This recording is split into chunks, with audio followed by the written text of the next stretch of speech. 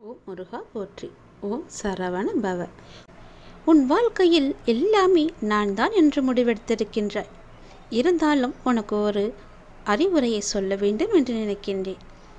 முதலில் யாருக்கு எந்த குலதெய்வம் முக்கியமோ அந்த குலதெய்வத்தை மட்டும்தான் முதலில் வணங்க வேண்டும். அதற்கு பிறகுதான் எல்லாமே. அது நானாக இருந்தாலும் சரி. முதலில் வணங்க வேண்டிய தெய்வம் உன் வீட்டின் குலதெய்வமே. அந்த குலதெய்வத்தை வணங்கிவிட்டு பிறகு வந்து என்னை வணங்கு. எந்த தெய்வமாக இருந்தாலும் முதலில் உனக்கு தெய்வம் என்றால் அது குலதெய்வம்தான். குலதெய்வமே உன் குலத்தை காக்கும் ஒரே தெய்வம். எத்தனை ஜென்மம் எடுத்தாலும் அந்த குலதெய்வம் உனக்கு உன் கூடவே இருந்து கொண்டிருக்கும். ஒரு வம்சத்தின் குலதெய்வ வழிபாடு என்பது 13 ஜென்மத்துக்கு வம்சாவளிகளுக்கு மட்டுமே தொடர்ந்து கொண்டிருக்கும். குலதெய்வம் தெரியாமல் எந்தவித பூஜையோ வழிபாடோ பரிகாரமோ செய்தாலும் அதற்கு பயனே கிடையாது. எந்த விதத்திலாவது குலதெய்வத்தை கண்டறிந்து அதற்குரிய வழிபாட்டை செய்து வர வேண்டும். குலதெய்வ வழிபாடே தமிழினத்தின் உண்மையான வழிபாடு.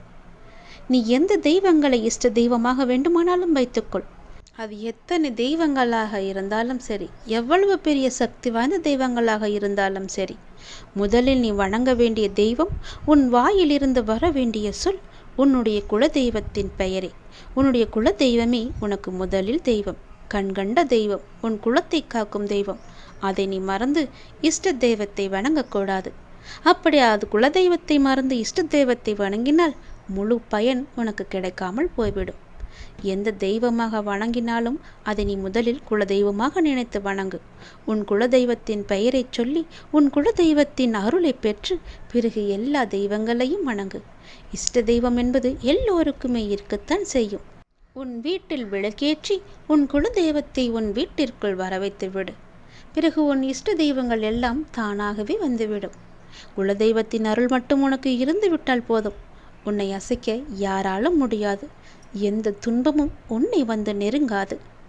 உனக்கு வேண்டிய தெய்வம், எல்லாவற்றையுமே கொடுக்கும் தெய்வம், உன்னை காக்கும் தெய்வம், உன் குலத்தை காக்கும் தெய்வம் அந்த குலதெய்வமே. அதனால் அதை மறந்து மற்ற தெய்வங்களை வணங்கலாகாது. நான் சொல்வது புரிந்தால், நான் சொல்வது உண்மை என்றால், நான் சொல்வதை நம்பிக்கை இருந்தால் இதை செய்து பார். நிச்சயம் நடக்கும். உன் குலதெய்வம் எதுவாக இருந்தாலும் தெரியாமல் இருந்தாலும் எங்கள் வீட்டு குலதெய்வமே நீயே எங்களை பார்த்துக்கொள் என்று வணங்கிவிட்டு பிறகு மற்ற தெய்வங்களை நீங்கள் வணங்குங்கள். எல்லா தெய்வங்களும் முக்கியம்தான். இருந்தாலும் குலதெய்வம் என்பது நம் குலத்தை காக்கும் தெய்வம் அல்லவா? அதை நாம் கண்டும் காணாமல் விடலாமா? விடக்கூடாது.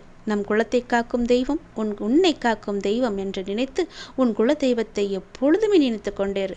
தினமும் விளக்கேற்றும் போது உன் குலதெய்வத்தின் பெயரை சொல்லி விளக்கேற்று. தினமும் கூப்பிடு. விளக்கேற்றி எங்கள் வீட்டு குலதெய்வமே என் வீட்டில் வந்து இருந்து எங்களை பத்திரமாக பார்த்து கொள்ளுங்கள் என்று வேண்டிக்கொள். நிச்சயம் நடக்கும். உன் குலதெய்வத்தை மீறி எதுவும் நடக்காது.